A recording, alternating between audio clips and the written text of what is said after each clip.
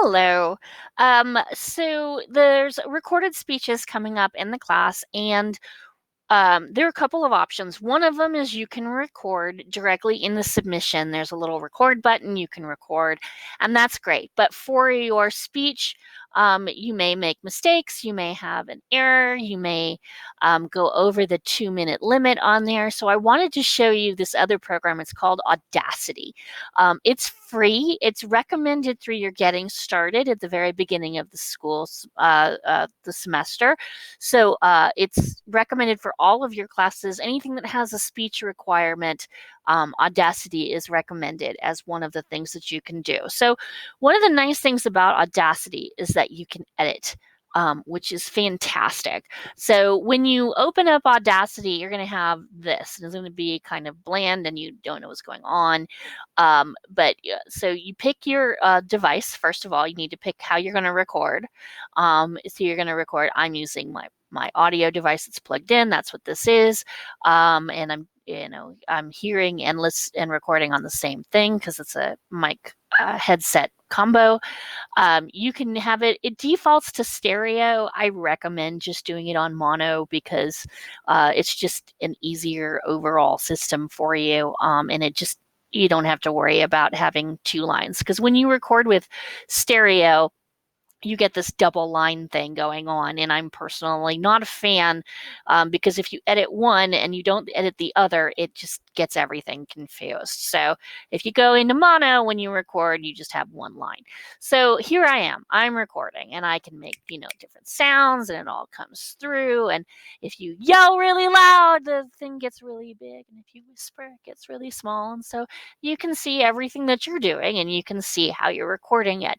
You can pause. When you pause, that means you can keep talking, but it's not going to record anything that you're saying. So if your little brother starts screaming at you while you're recording or whatever, you can hit pause, you can talk to him, and then you can come back to this. When you unpause, then you can keep on talking, and it records as if you never stopped. You can also hit stop, and that's when you can go back and you can hit play, and you can listen to that part and go, "Ooh, wait, hold on. I don't like that."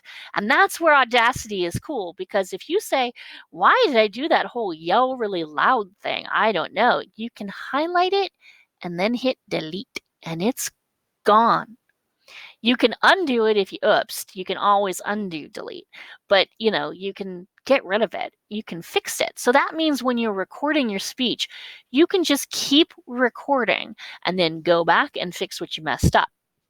It makes it that easier. So instead of having to start from the beginning and re-record and start from the beginning and re-record every time you stumble, every time you trip, you can just keep recording, pause, unpause, whatever.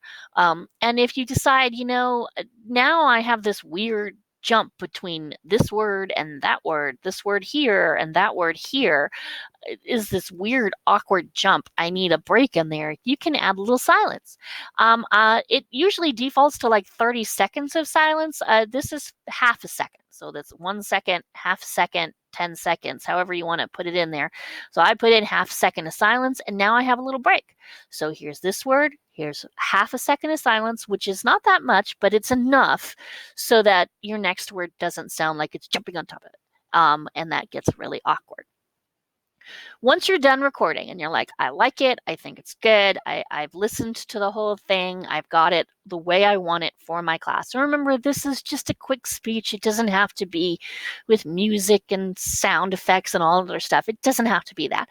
Once you decide, I'm done, I like it, it's good, I'm happy, you want to do 2 saves. First, the save that you want to do is save as the project. That way, if something goes wrong later on, you can come back and open up the project and you can edit the project. This is a project. Okay, so you can edit this project. You can change things, you can delete stuff, you can undo, delete the stuff. You can do whatever you need to do. So right now, this is, 22, a little over 22 seconds long. You can do whatever you want to with it. You can edit, whatever. And you want to just make sure that every once in a while you save your project. The other thing, the one that you need to send me, is under File, Export. You can either export as an MP3 or export as a WAV. Once you do that, Then you can go ahead and whatever that file is, you give it a name, you save it somewhere where you're going to be able to find it, and you go ahead and hit save. I'm not going to do that right now. You go ahead and hit save, and then you go to the submission page, click on the little plus sign, and you upload that file, either the .mp3 or the .wave. And then you can go ahead and save it one more time because it'll ask you to, and then you can close it up and you're done. So boom, it's gone. Ta-da! And then you're finished. You've submitted your assignment, you've been able to edit it the way you want to, and you don't have to fight with re-recording and re-recording just because you stumbled or because a truck horn sounded outside and now that you can't hear that word or whatever. You got it all. You can get it all here in one system. And that's just the basic Audacity.